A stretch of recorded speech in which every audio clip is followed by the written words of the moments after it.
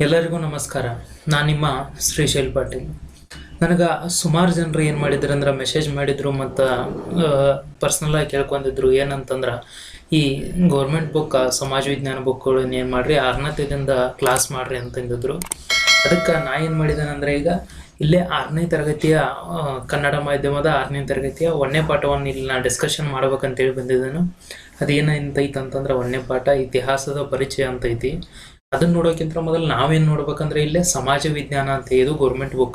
ಈ ಸಮಾಜ ವಿಜ್ಞಾನ ಅಂತ ತಗೊಂಡಾಗ ಇದು ಯಾವ ರೀತಿ ಬರ್ತಾ ಹೋಗ್ತೈತಿ, ಸಮಾಜ ವಿಜ್ಞಾನದಾಗ ಯಾವ್ಯಾವ ವಿಷಯಗಳು ಕವರ್ ಆಗ್ತಾವ ಅಂತ ನೋಡಿದಾಗ ನಾವು ಇಲ್ಲೇ 1ನೇದ್ದು ಏನಂತಂದ್ರೆ ಇತಿಹಾಸ ನೋಡ್ರಿ.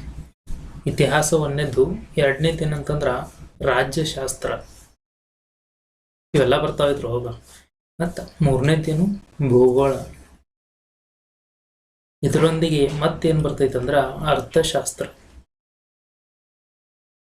ಈ ಎಲ್ಲ ವಿಷಯಗಳು ನೋಡ್ರಿ, ಇವು 4 ವಿಷಯಗಳು ಎಲ್ಲಿ ಕವರ್ ಆಗ್ತಾವಂದ್ರೆ ಈ ಸಮಾಜ ವಿಜ್ಞಾನದಲ್ಲಿ ಕವರ್ ಆಗ್ತಾವೆ. ಅದಕ್ಕೆ ಇದು ಭಾಳ ಇಂಪಾರ್ಟೆಂಟ್. ನೀವು ನೋಡ್ರಿ, ಈ ಕಾಂಪಿಟೇಟಿವ್ ಎಕ್ಸಾಮ್ಗೆ ಓದುವಾಗ 2ನೇ ಕೇರನ್ನು ಅವ್ರು ಏನಂತಾರು, ಮೊದಲ ಗೌರ್ಮೆಂಟ್ ಬುಕ್ ಓದು, NCERT DSCERT ಅಂತಂತಾರಲ್ಲ, ಇದು DSCERT ಬುಕ್. ಇಲ್ಲಿ ನಾವೇನು ಮಾಡೋಣ ಅಂತಂದ್ರೆ ಈಗ ಇಲ್ಲಿ ಏನು ಇದು ಓವರ್ ಆಗಿ ಏನಂತ ಕರಿತೀವಿ ಸಮಾಜ ವಿಜ್ಞಾನ. ಇದರಲ್ಲಿ ನಾವು ಈಗೇನು ನೋಡೋಣ ಅಂದ್ರೆ ಇತಿಹಾಸವನ್ನು ನೋಡ್ತಾ ಹೋಗೋಣ. ಇತಿಹಾಸವನ್ನು ನೋಡೋಣ. ಇಲ್ಲಿ ಮೊದಲನೇದಾಗಿ ಏನಂತಂದ್ರೆ ಏನೇನು ಕಂಡು ಬರ್ತಾವೆ ನಮ್ಮ ಹಿಸ್ಟ್ರಿಯಲ್ಲಿ ಅಂತ ನೋಡಿದಾಗ ಇಲ್ಲಿ ನಾವು ಏನೇನು ಕವರ್ ಮಾಡ್ಕೋತೀವಿ. 1ನೇದಾಗಿ ಇತಿಹಾಸದ ಪರಿಚಯ, ಆಮ್ಯಾಗ ಕರ್ನಾಟಕದ ಬಗ್ಗೆ ಮಾಹಿತಿ ಐತಿ, ಆಮ್ಯಾಗ ನಮ್ಮ ಕೆಲವೊಂದಿಷ್ಟು ಸಮಾಜಗಳ ಬಗ್ಗೆ ಮಾಹಿತಿ ಐತಿ, ನಾಗರಿಕತೆಗಳ ಬಗ್ಗೆ ಮಾಹಿತಿ ಕೊಟ್ಟಿದ್ದಾರು, ಅದರೊಂದಿಗೆ ವೇದಗಳ ಕಾಲದ ಬಗ್ಗೆ ಮಾಹಿತಿ ಕೊಟ್ಟಿದ್ದಾರು, ಆಮ್ಯಾಗ ಜೈನ ಧರ್ಮ, ಇದು ಕ್ರೈಸ್ತ ಧರ್ಮ ಮತ್ತು ಇಸ್ಲಾಂ ಧರ್ಮ ಕೊಟ್ಟಿದ್ದಾರು. ಇಲ್ಲಿ ಜೈನ ಧರ್ಮ ಬೌದ್ಧ ಧರ್ಮಗಳ ಬಗ್ಗೆ ಕೊಡ್ತಾರೋ. ಅದರೊಂದಿಗೆ ಏನಂತಂದ್ರೆ ಉತ್ತರ ಭಾರತ, ಏನು ನಮ್ಮ ಕರ್ನಾಟಕ ಎಲ್ಲಿ ಸಂಬಂಧಪಟ್ಟೈತೆ ಅಂದ್ರೆ ಉತ್ತರ ಭಾರತದಲ್ಲಿರುವಂಥ ಪ್ರಮುಖ ರಾಜಮನೆತನಗಳ ಬಗ್ಗೆ ಇಲ್ಲೇ ಮಾಹಿತಿಯನ್ನು ಕೊಡ್ತಾ ಹೋಗ್ತಾರೆ. ಅದಕ್ಕೆ ನಾವೀಗ ಏನು ನೋಡೋಣ ಅಂದ್ರೆ ಇತಿಹಾಸದ ಪರಿಚಯವನ್ನು ನೋಡ್ಕೊಂತ ಹೋಗೋಣ. ಈ ಇತಿಹಾಸದ ಪರಿಚಯವನ್ನು ನೋಡ್ಕೊಂತ ಹೋದಾಗ ಇಲ್ಲೇ ನಮ್ಗೆ ಹೆಂಗೆ ಡಿವೈಡ್ ಮಾಡ್ತೀವಿ ನಾವು ಅಂತಂದ್ರೆ ಇದನ್ನು ನೋಡ್ರಿ. ಇಲ್ಲೇ ಇತಿಹಾಸ ಇದನ್ನ ಪ್ರಮುಖವಾಗಿ ನಾವು 3 ಭಾಗಗಳಾಗಿ ಮಾಡ್ತೀವಿ. ಎಷ್ಟು ಭಾಗ? 3. ಯಾವಪ್ಪ 3 ಭಾಗ? 3 ಭಾಗ ಯಾವ ಅಂತಂದಾಗ 1ನೇದ್ದು ಪ್ರಾಗ್ಇತಿಹಾಸ ಕಾಲ. ಯಾವುದು? ಪ್ರಾಗ್ಇತಿಹಾಸ ಕಾಲ ನೋಡ್ರಿ. ಇದು 1ನೇದ್ದೇನು ಪ್ರಾಗ್ಇತಿಹಾಸ ಕಾಲ. ಇನ್ನ 2ನೇದ್ದು ಏನಂತಂದ್ರ ಇತಿಹಾಸ ಪೂರ್ವಕಾಲ, ಅಂದ್ರೆ ಇತಿಹಾಸ ಪೂರ್ವಕಾಲ. ಇನ್ನ 3ನೇದನ್ನು ಮಾಡ್ತೀವಿ ನಾವು ಇತಿಹಾಸ ಕಾಲ. ಏನ್ಪಾ ಇದ, ಹೆಂಗ ನೆನಪಿಡೋದು, ಏನಿದ ಅಂತ ಕೇಳ್ಬೋದು ನೀವು. ಈಗ ನೋಡ್ರೆ ಪ್ರಾಗ್ಇತಿಹಾಸ ಕಾಲ ಅಂತಂದ್ರೆ ಏನ, ಇಲ್ಲ ದಾಖಲೆಗಳು ಇಲ್ಲ. ಎಲ್ಲಿ ದಾಖಲೆಗಳು ಇಲ್ಲ ಅದು ಪ್ರಾಗ್ಇತಿಹಾಸ ಕಾಲ. ಇತಿಹಾಸ ಕಾಲ ಅಂದ್ರೆ ಏನು? ದಾಖಲೆಗಳು ಅದಾವು ಆದ್ರೆ ಅವನ್ನ ಏನ್ ಮಾಡಕ್ಕಾಗತ್ತಿಲ್ಲ, ನಮಗ ಓದಾಕಾಗತ್ತಿಲ್ಲ. ದಾಖಲೆಗಳು ಅದಾವು ಆದ್ರೆ ಓದಾಕಾಗತ್ತಿಲ್ಲ. ಅದನ್ನ ಇತಿಹಾಸ ಪೂರ್ವಕಾಲ ಅಂತ ಕರಿತೀವಿ. ಇನ್ನು ಇತಿಹಾಸ ಕಾಲ ಅಂತಂದ್ರೆ ಏನು? ದಾಖಲೆಗಳು ಅದಾವು, ಅದನ್ನ ನಮಗೆ ಓದಾಕು ಬರ ಐತಿ, ಇನ್ನೊಂದೇನು ಬರೆಯಲು ಬರ ಐತಿ. ಓದಾಕು ಬರ ಐತಿ, ಬರೆಯಲು ಬರ ಐತಿ. ಈಗ ನೋಡಿ ನೆನಪಿಟ್ಕೊಡ್ರಿ, ಪ್ರಾಗ್ಇತಿಹಾಸ ಕಾಲ ಅಂತಂದ್ರೆ ಏನ? ದಾಖಲೆಗಳಿಲ್ಲದ ಕಾಲ. ಇತಿಹಾಸ ಪೂರ್ವಕಾಲ ದಾಖಲೆಗಳಿದ್ದು ಓದಾಕ ಬರೆಯಾಕ ಬರದೇ ಇರುವ ಕಾಲ. ಇನ್ನ ಇತಿಹಾಸ ಕಾಲ ಅಂತಂದ್ರೆ ಏನು? ದಾಖಲೆಗಳಿದ್ದು ಓದಲು ಬರೆಯಲು ಬರುವ ಕಾಲ ಅಂತ ನೋಡ್ತೇವೆ ನಾವು. ಈಗ ಇಂಥ ಇತಿಹಾಸವನ್ನ ಭಾರತದ, ಇದು ಪ್ರಪಂಚದ ಇತಿಹಾಸದ ಬಗ್ಗೆ ಮಾಹಿತಿ ಕೊಡ್ತೀನಿ. ಇನ್ನು ಭಾರತದ ಇತಿಹಾಸವನ್ನ ಯಾವ ರೀತಿ ನಾವು ಭಾಗ ಮಾಡ್ತೇವೆ? ಯಾವುದನ್ನ? ಭಾರತದ ಇತಿಹಾಸ. ಈ ಭಾರತದ ಇತಿಹಾಸವನ್ನ ಎಷ್ಟು ಭಾಗ ಮಾಡ್ತೇವೆ ಅಂದ್ರೆ ಪ್ರಮುಖವಾಗಿ ಎಷ್ಟು ಭಾಗ ಅಂತಂದ್ರೆ ಪ್ರಮುಖವಾಗಿ ಇಲ್ಲಿ 3 ಭಾಗವನ್ನು ಮಾಡ್ತೇವೆ. ಅದರೊಂದಿಗೆ ಕರ್ನಾಟಕ 1 ನೋಡ್ತೇವೆ. ಆದ್ರೆ ಇಲ್ಲಿ ಪ್ರಮುಖ 3 ಭಾಗಗಳು ಯಾವಪ್ಪ? ಪ್ರಮುಖ 3 ಭಾಗಗಳು ಅಂತ ನೋಡಿದಾಗ ನಾವು 1ನೇದ್ದು ಪ್ರಾಚೀನ ನೋಡ್ರಿ. 1ನೇದ್ದು ಪ್ರಾಚೀನ ಇತಿಹಾಸ, 2ನೇದ್ದು ಮಧ್ಯಯುಗೀನ, 3ನೇದ್ದು ಆಧುನಿಕ. ಪ್ರಾಚೀನ, ಮಧ್ಯಯುಗೀನ, ಆಧುನಿಕ. ಪ್ರಾಚೀನ ಯಾವಾಗಿಂದ ಅಂತ ನೋಡಿದಾಗ ಇದು ಸಿಂಧೂ ನದಿ, ಏನು ಸಿಂಧೂ ನದಿ ನಾಗರಿಕತೆ ಬರ್ತೈತಲ್ಲ, ಸಿಂಧೂ ನದಿ ನಾಗರಿಕತೆಯಿಂದ 1206. ಯಾಕೆ 1206 ಅಂತಂದ್ರೆ 1206 ಅಂತಂದ್ರೆ ಏನಾಗ್ತೈತಿ, ಇಲ್ಲ ದೆಹಲಿ ಸುಲ್ತಾನರ ಆಳ್ವಿಕೆ ಬರ್ತೈತಿ, ಅದಕ್ಕೆ 1206. ಇನ್ನು ಮಧ್ಯಯುಗೀನ ಅಂದ್ರೆ 1206ರಿಂದ 1707 ನೋಡ್ರಿ. 1206 1707 ಏನು ಮಧ್ಯಯುಗೀನ. ಇನ್ನ ಆಧುನಿಕ ಭಾರತ ಅಂತಂದಾಗ 1707 ಎಲ್ಲಿ ಮಠ ಅಂತಂದ್ರೆ ನಮಗ 1947. ಇಲ್ಲಿ ಭೌಗೋಳಿಕ ಅನ್ವೇಷಣೆಗಳಾಗ್ತಾವು, ಆಮ್ಯಾಗ ಸಂಗ್ರಾಮಗಳಾಗ್ತಾವು, ಕ್ರಾಂತಿಕಾರಿಗಳು, ಮಂದಗಾಮಿಗಳು, ತೀವ್ರಗಾಮಿಗಳು, ಗಾಂಧಿಯುಗ ಇವೆಲ್ಲ ಇಲ್ಲಿ ಬರ್ತಾ ಹೋಗ್ತಾವ.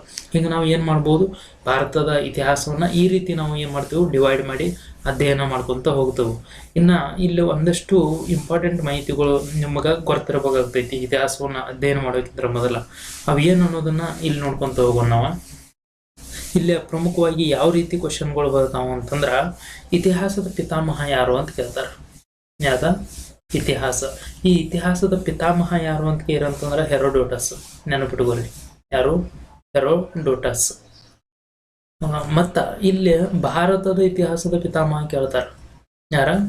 ಭಾರತದ ಇತಿಹಾಸ. ಭಾರತದ ಇತಿಹಾಸದ ಪಿತಾಮಹ ಯಾರು? ಕಲ್ಹಣ. ನೋಡ್ರಿ,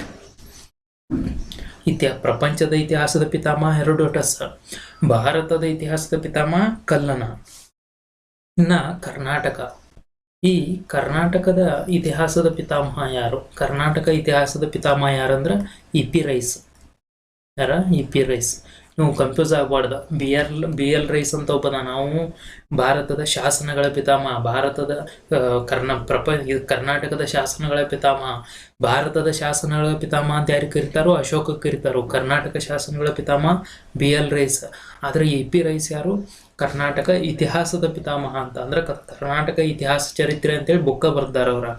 ಇನ್ನ ಪ್ರಾಗ್ ಇತಿಹಾಸ ಅಂತ ಹೇಳಿಲ್ಲ ನಾನು ನಿಮಗಾಗಲೇ. ಪ್ರಾಗ್ ಇತಿಹಾಸ, ಈ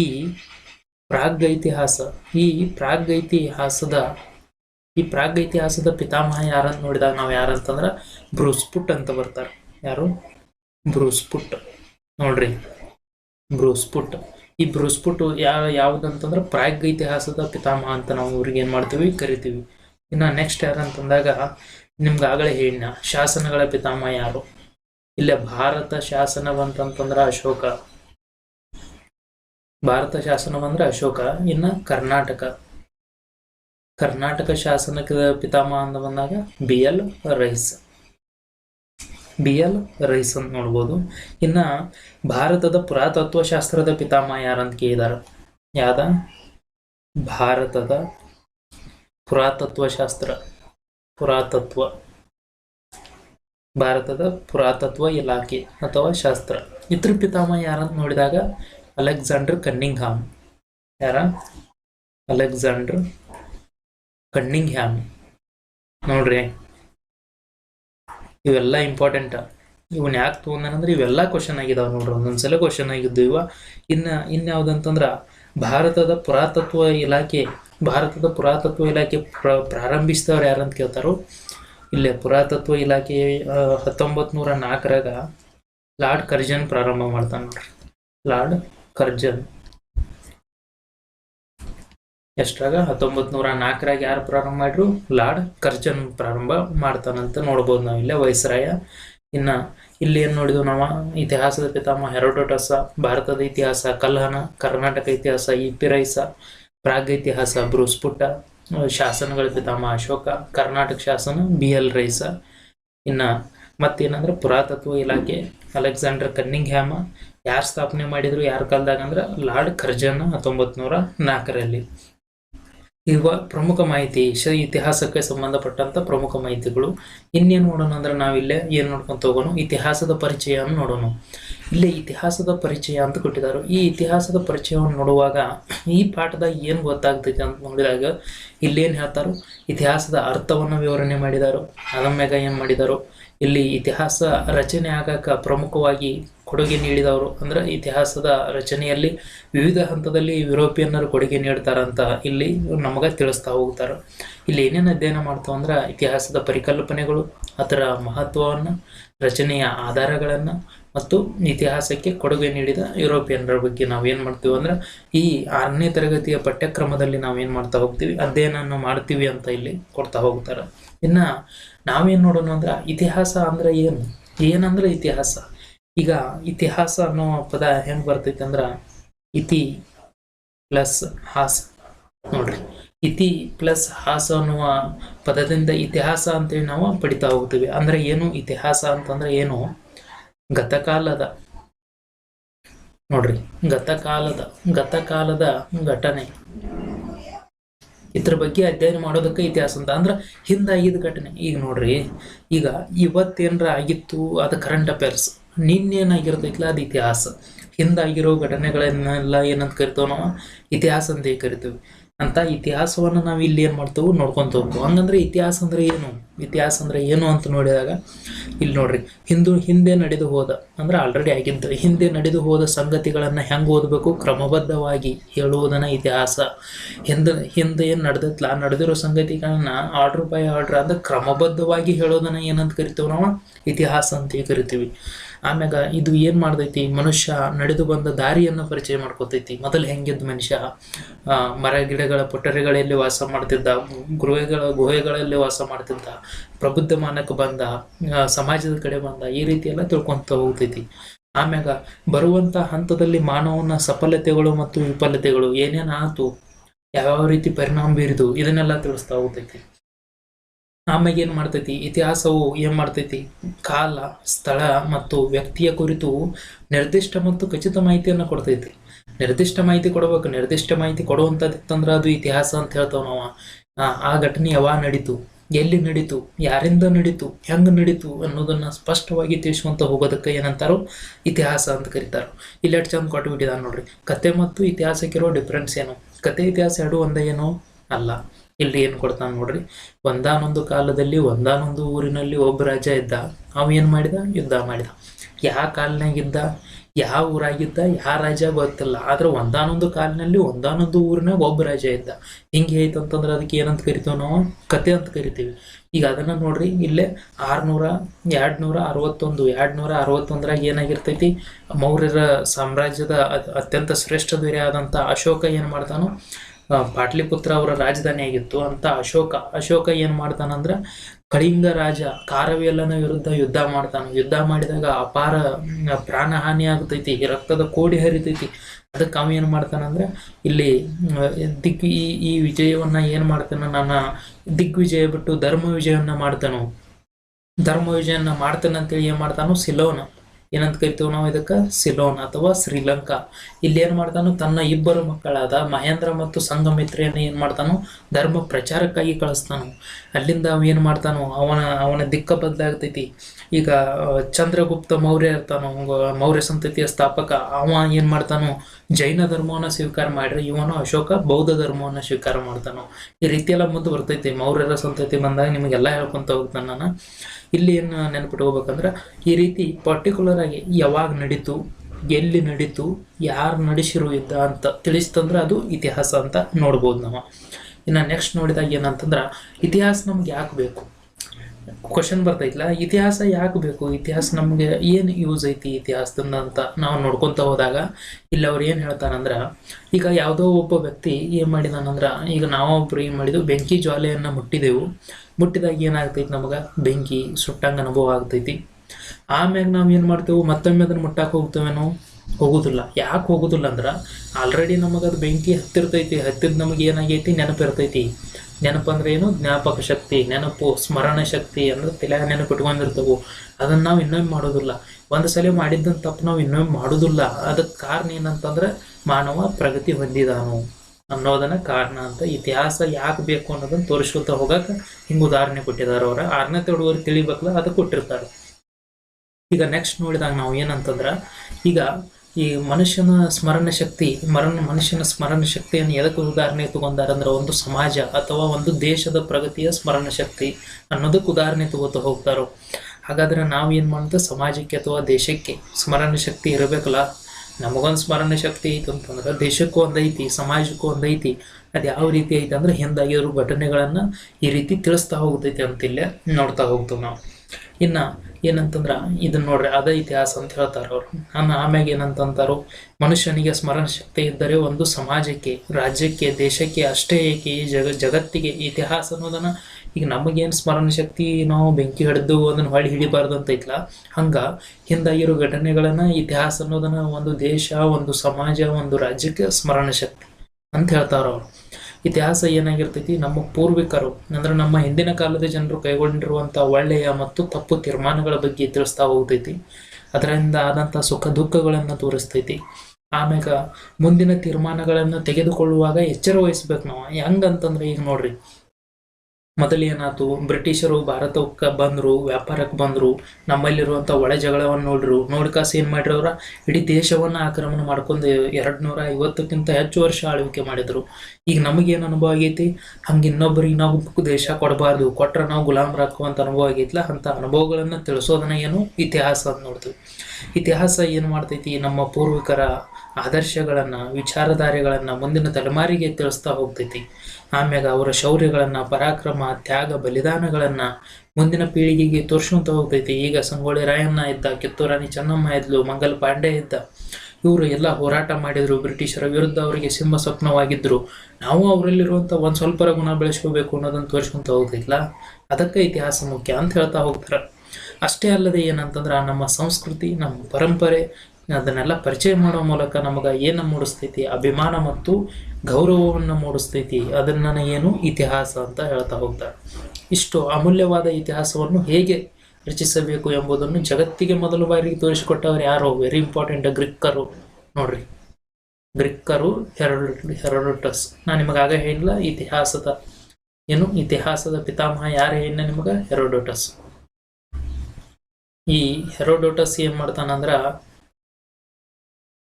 ಹೆರೋಡೋಟಸ್ ಏನ್ ಮಾಡಿದಾನಂತಂದ್ರ, ಈ ಇತಿಹಾಸದ ರಚನೆಯ ಬಗ್ಗೆ ತಿಳಿಸಿಕೊಟ್ಟಿದ್ದಕ್ಕೆ ಇವಂಗ ಏನಂತ ಕರೆದ್ರು? ಇತಿಹಾಸದ ಪಿತಾಮಹ. ಏನಂತ ಕರೀತಾರೋ? ಇತಿಹಾಸದ ಪಿತಾಮಹ ಅಂತ ಕರೀತಾರ ಅಂತ ನೋಡ್ಬೋದು ನಾವು. ಇನ್ನ ಇಂಥ ಇತಿಹಾಸವನ್ನು ಅಧ್ಯಯನ ಮಾಡುವಾಗ ಪ್ರಮುಖ ಆಧಾರಗಳು ಯಾವ್ಯಾವ? ಈಗ ಯಾರನ್ನ ಒಬ್ರು ಯಾವುದೊಂದು ಚರಿತ್ರೆಯನ್ನು ಅಧ್ಯಯನ ಮಾಡ್ರಿ, ಅದಕ್ಕೆ ಆಧಾರಗಳು ಭಾಳ ಮುಖ್ಯ ಆಗ್ತಾವ. ಈಗ ನಿಮ್ಮನ್ನ ನೋಡ್ರಿ, ನೀವೆಲ್ಲೋ ಹೊರಗೆ ಹೋಗಿರ್ತೀರಿ, ನಿಮ್ಮ ಹೆಸರು ಹೇಳ್ತಾರೆ, ಏನೋ ಸುರೇಶ್ ಅಂತ ಐತಪ್ಪ, ನಿನ್ನ ಹೆಸರೇನು ಸುರೇಶ, ಗೊತ್ತಾಗ್ತದಿಲ್ಲ. ಅವಾಗ ಅವ್ರು ಏನು ಕೇಳ್ತಾರೋ, ನಿಮ್ಮ ಅಪ್ಪನ ಹೆಸರೇನ? ಇದ. ನಿಮ್ಮ ಮನಿ ಹೆಸರೇನ? ಯಾವ ಓನ್ಯಾಗ ಕಂಡು ಬರ್ತೈತಿ ಮನಿ? ಅವಾಗ ಗೊತ್ತಾಕೈತಿ ಅವ್ರಿಗೆ ಇವ್ರು ನೀವು ಅಂತೇಳಿ. ಅವ್ರಿಗೆ ಹೆಂಗೆ ನೀವು ಹಿಂದಿಂದ ಹೇಳಿದಾಗ ಗೊತ್ತಾತ್ಲ, ಅದನ್ನ ತಿಳಿಸೋದಕ್ಕೆ ಏನಂತ ಕರಿತಾವ ನಾವು? ಆಧಾರಗಳು ಅಂತ ಕರಿತಾ ಹೋಗ್ತೀವಿ. ಇತಿಹಾಸವನ್ನ ರಚಿಸುವಾಗ ಏನು ಮಾಡ್ತಾರೋ, ಇತಿಹಾಸವನ್ನ ರಚಿಸುವವರನ್ನು ಇತಿಹಾಸಕಾರರು ಅಂತ ಕರೀತಾರೋ. ಇತಿಹಾಸವನ್ನ ನಿರ್ದಿಷ್ಟವಾಗಿ ಖಚಿತವಾಗಿ ಹೇಳಲು ಸಾಕ್ಷ್ಯಾಧಾರಗಳನ್ನು ಏನು ಬಳಸ್ತಾರಲ್ಲ, ಅವಕ್ಕೆ ಏನಂತಾರೋ? ಆಧಾರಗಳು ಅಂತಂತಾರೋ. ಅದಕ್ಕೆ ಏನಂತಾರೋ? ಆಧಾರವಿಲ್ಲದೆ ಇತಿಹಾಸ ಇಲ್ಲ ಏನಂತ ಹೇಳ್ತಾರೋ? ಆಧಾರ ಇಲ್ಲ ಅಂತಂದ್ರೆ ನಮಗೆ ಏನಿಲ್ಲ ಅಂತಂದ್ರೆ ಇತಿಹಾಸ ಇಲ್ಲ ಅಂತ ಇಲ್ಲಿ ಹೇಳ್ತಾ ಹೋಗ್ತಾರೆ. ಇನ್ನು ಮುಂದೆ ಏನಂತಂದ್ರೆ, ಹಾಗೆ ಇತಿಹಾಸ ಆಧಾರಗಳು ಯಾವುವು, ಅವುಗಳು ಎಲ್ಲಿದಾವು, ಎಷ್ಟದಾವು, ಎಲ್ಲವನ್ನ ಇಲ್ಲಿ ನಾವು ನೋಡ್ಕೊಂತ ಹೋಗ್ಬೋದು.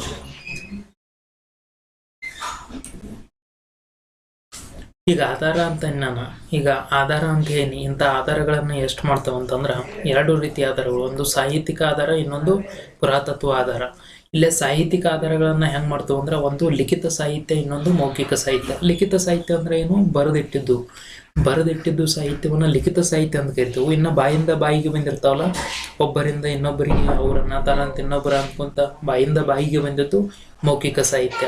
ಇವೇನ ಸಾಹಿತ್ಯದಲ್ಲಿ ಎರಡು ಪ್ರಕಾರ, ಒಂದು ಲಿಖಿತ, ಇನ್ನೊಂದು ಮೌಖಿಕ. ಈ ಲಿಖಿತ ಸಾಹಿತ್ಯವನ್ನ ಏನ್ ಮಾಡ್ತೀವಿ? ಒಂದು ಸಾಹಿತ್ಯ, ಇನ್ನೊಂದು ವಿದೇಶಿ. ಅಂದ್ರೆ ಇದು ದೇಶೀಯ ಸಾಹಿತ್ಯ, ಇನ್ನೊಂದು ವಿದೇಶಿಯ ಸಾಹಿತ್ಯ. ಅಂದ್ರೆ ದೇಶೀಯ ಸಾಹಿತ್ಯ ಅಂದ್ರೆ ಏನು? ಭಾರತದ ಇತಿಹಾಸಕಾರರು, ಭಾರತದ ಸಾಹಿತಿಗಳು ಬರಿತಾ ಹೋಗಿದ್ರಕ್ಕೆ ಏನಂತ ಕರೆದು ನಾವು ದೇಶೀಯ ಸಾಹಿತ್ಯ ಅಂತ ಕರೆದು. ಇನ್ನು ವಿದೇಶಿ ಬರಹಗಾರರು ಬರೆದಿದ್ರ ಅಂತಂದ್ರೆ ಅದಕ್ಕೆ ವಿದೇಶಿಯ ಸಾಹಿತ್ಯ ಅಂತ ಕರಿತೀವಿ. ಇನ್ನು ಮೌಖಿಕ ಸಾಹಿತ್ಯ ಅಂದ್ರೆ ಜನರ ಬಾಯಿಂದ ಬಾಯಿಗೆ ಹೋಗಿದ್ದ. ಅಲ್ಲೇ ಲಾವಣಿಗಳು ಅಂತ ಬರ್ತಾವು, ಜಾನಪದ ಕಥೆಗಳು ಬಂತಾವು, ಐತಿಹ್ಯಗಳು ಅಂತ ಬರ್ತಾವು. ಯಾವ್ಯಾವ? ಲಾವಣಿಗಳು, ಜಾನಪದ ಕಥೆಗಳು, ಐತಿಹ್ಯಗಳು ಅನ್ನೋದು ಬರ್ತಾವು. ಇವೇನು? ಮೌಖಿಕ ಸಾಹಿತ್ಯ. ಇನ್ನು ಪುರಾತತ್ವ ಆಧಾರಗಳು ಅಂತ ಇಲ್ಲ. ಪುರಾತತ್ವ ಆಧಾರಗಳೊಳಗೆ ಏನೇನು ತೋತಾವ ಅಂದ್ರೆ, ಒಂದು ಸ್ಮಾರಕಗಳು, ಇನ್ನೊಂದು ನಾಣ್ಯಗಳು, ಶಾಸನಗಳು, ಆಮ್ಯಾಗ ಇತರ ಅವಶೇಷಗಳು. ಸ್ಮಾರಕಗಳು ಅಂದ್ರೆ ಏನು? ಈಗ ನೋಡ್ರಿ, ಇದು ಸಾಂಚಿಯ ಸ್ತೂಪ ಇರ್ತೈತಿ. ಸ್ತೂಪವನ್ನು ನೋಡಿ ನಾವಂತೂ ಇದು ಅತ್ಯಂತ ದೊಡ್ಡ ಸ್ತೂಪ, ಇದು ಇವ್ರ ಮನೆತನದ ಬಗ್ಗೆ ತಿಳಿಸ್ತಾ ಹೋತು ಅಂತ ಹೇಳ್ತೇವೆ ನಾವು. ಅಂತ ಸ್ಮಾರಕಗಳನ್ನ ನೋಡಿ ಹೇಳ್ತೇವೆ. ಅಶೋಕನ ಸ್ತಂಭ ಶಾಸನವನ್ನು ನೋಡಿ ಹೇಳ್ತೇವೆ. ಈ ರೀತಿ ಮಾಹಿತಿಯನ್ನು ನೋಡ್ಕೊಂತ ಹೋಗ್ಬೇಕು. ನಾಣ್ಯಗಳ ಮ್ಯಾಗ ಏನ್ ಮಾಡಿರ್ತಾರೋ, ಆ ರಾಜರ ಕಾಲದ ಮುದ್ರೆಗಳನ್ನ ಹಾಕಿರ್ತಾರೋ, ಅವರ ಚಿತ್ರವನ್ನ ಹಾಕಿರ್ತಾರೋ, ಅವರ ಲಿಪಿಯನ್ನ ಹಾಕಿರ್ತಾರೋ. ಬೆಳ್ಳಿಯ ನಾಣ್ಯ, ಬಂಗಾರದ ನಾಣ್ಯ, ತಾಮ್ರದ ನಾಣ್ಯ, ಕಂಚಿನ ನಾಣ್ಯ, ಈ ರೀತಿ ನಾಣ್ಯಗಳನ್ನ ಇಡೋದ್ರಿಂದ, ಬೆಳ್ಳಿ ನಾಣ್ಯ ಅಂತಂದ್ರೆ ಬಹಳ ಶ್ರೀಮಂತ ಇದ್ರು, ಕಂಚಿನ ನಾಣ್ಯ ಇತ್ತಂದ್ರೆ ಸ್ವಲ್ಪ ಲೋ ಇದ್ರು, ಆ ರೀತಿ ಎಲ್ಲ ನಮಗೆ ತೋರಿಸ್ಕೊಂತ ಹೋಗ್ತಾವ. ಇನ್ನು ಶಾಸನಗಳನ್ನು ನೋಡೋದ್ರಿಂದ ಏನು ಗೊತ್ತಾಗ್ತೈತಿ, ಅವರು ಸಾಹಿತ್ಯಕ್ಕೆ ಮಾಡಿರುವಂಥ ಕೊಡುಗೆಗಳು, ಅವರ ಅಲ್ಲಿರುವಂಥ ಸ್ಥಿತಿಗತಿಗಳ, ಆಮ್ಯಾಗ ಅವರ ಭಾಷೆಗಳು ಇವೆಲ್ಲ ತಿಳಿತಾ ಹೋಗ್ತಾವೆ.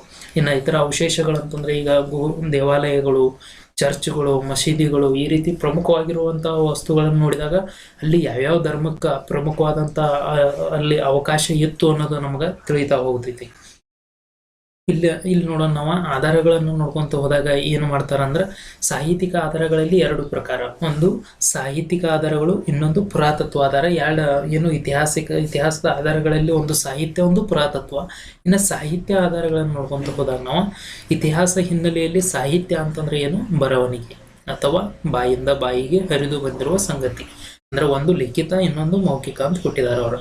ಇದರಲ್ಲಿ ಏನಂತಂದ್ರೆ ಎರಡು ವಿಧ ಅಂತ ಕೊಟ್ಟಿದ್ದಾರೆ, ಒಂದು ಲಿಖಿತ, ಇನ್ನೊಂದು ಮೌಖಿಕ. ಈಗ ನೋಡ್ರಿ, ಸಾಹಿತ್ಯ, ದೇಶೀಯ ಸಾಹಿತ್ಯ ಮತ್ತು ಲಿಖಿತ ಸಾಹಿತ್ಯದೊಳಗೆ ಯಾರು ಮಾಡ್ತೇವೆ, ಒಂದು ದೇಶೀಯ, ಇನ್ನೊಂದು ವಿದೇಶೀಯ. ದೇಶೀಯ ಸಾಹಿತ್ಯ, ವಿದೇಶೀಯ ಸಾಹಿತ್ಯ ಇಲ್ಲಿ ಮಾಡಿರಲ್ಲ ಅವ್ರ. ಇಲ್ಲಿ ನೋಡ್ರಿ, ಇಲ್ಲಿ ಏನಾಯ್ತು, ಸಾಹಿತ್ಯಿಕ ಆಧಾರ ಮಾಡಿರಲ್ಲ, ಇದರಲ್ಲಿ ಎರಡು ಭಾಗ ಮಾಡ್ರು. ಯಾವ ಎರಡು ಭಾಗ ಮಾಡ್ರು, ಒಂದೇನು ಲಿಖಿತ, ಒಂದು ಲಿಖಿತ, ಇನ್ನೊಂದು ಮೌಖಿಕ. ಈಗ ಲಿಖಿತ ಮಾಡ್ರು, ಮೌಖಿಕ ಮಾಡ್ರು. ಈ ಲಿಖಿತ ಒಳಗೆ ಎರಡು ಭಾಗ ಮಾಡ್ರು. ಏನು ಎರಡು ಭಾಗ ಮಾಡ್ರು, ಒಂದು ದೇಶೀಯ, ಇನ್ನೊಂದು ವಿದೇಶೀಯ.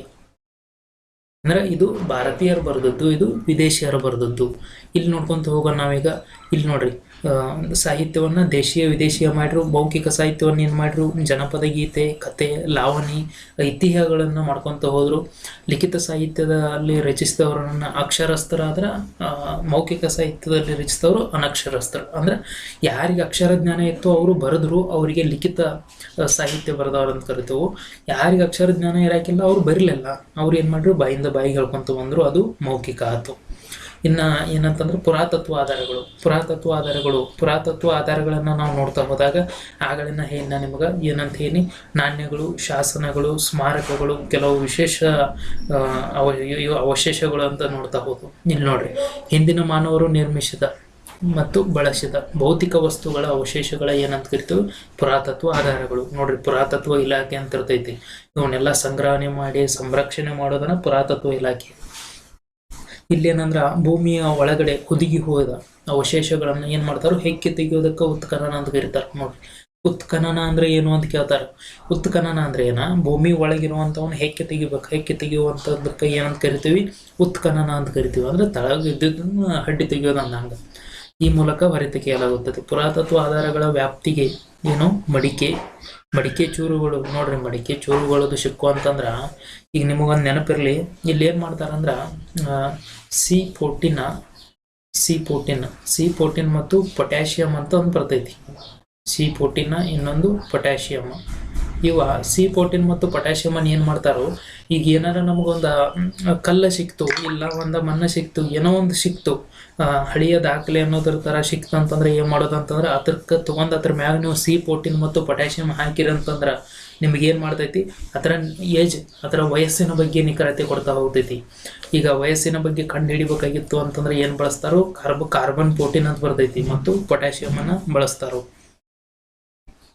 ಇಲ್ಲೇನು ಮಡಿಕೆ ಚೂರುಗಳು, ನಾಣ್ಯಗಳು ಈಗಾಗಲೇ ಹೇಳಿ ನಿಮಗೆ. ನಾಣ್ಯಗಳಿಂದ ಏನು ಗೊತ್ತಾಗ್ತೈತಿ, ಅವರೆಷ್ಟು ಶ್ರೀಮಂತ ಇತ್ತಂತ ಗೊತ್ತಾಗ್ತೈತಿ. ಆಮ್ಯಾಗ ಅವರ ಮುದ್ರೆಗಳು ಗೊತ್ತಾಗ್ತಾವು, ಇಸ್ವಿಗಳು ಗೊತ್ತಾಗ್ತಾವು, ಶಾಸನಗಳು, ಅವರ ಸಾಹಿತ್ಯಿಕ ಕೊಡುಗೆಗಳು ಗೊತ್ತಾಗ್ತಾವು, ಅವರ ಸ್ಥಿತಿಗತಿಗಳ ಬಗ್ಗೆ ಎಲ್ಲ ತಿಳಿತಾ ಹೋಗ್ತಾವು.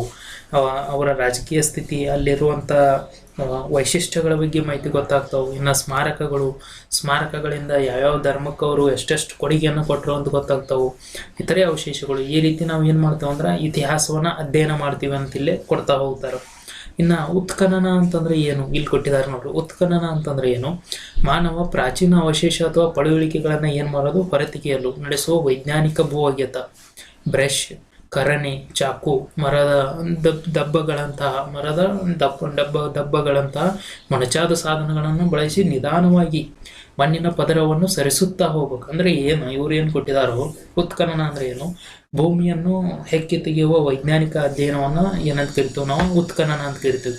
ಎತ್ತರ ಮೂಲಕ, ಆಮೇಲೆ ಬ್ರಷ್ಗಳ ಮೂಲಕ, ಕರಣಿಯ ಮೂಲಕ, ಚಾಕುವಿನ ಮೂಲಕ, ಮರದ ದಬ್ಬಗಳ ಮೂಲಕ, ಅಂದ್ರೆ ನಿಧಾನವಾಗಿ ಅದಂತ, ಅಂದ್ರೆ ಅದು ನಾಶ ಆಗಬಾರ್ದಲ್ಲ, ಭಾಳ ವರ್ಷ ಹಿಂದಿಂದ ಇರ್ತೈತಿ. ಆಲ್ರೆಡಿ ನಾಶ ಆಗಿದ್ದನ್ನು ಮತ್ತೆ ನಾಶ ಮಾಡಬಾರ್ದು ಅಂತೇಳಿ.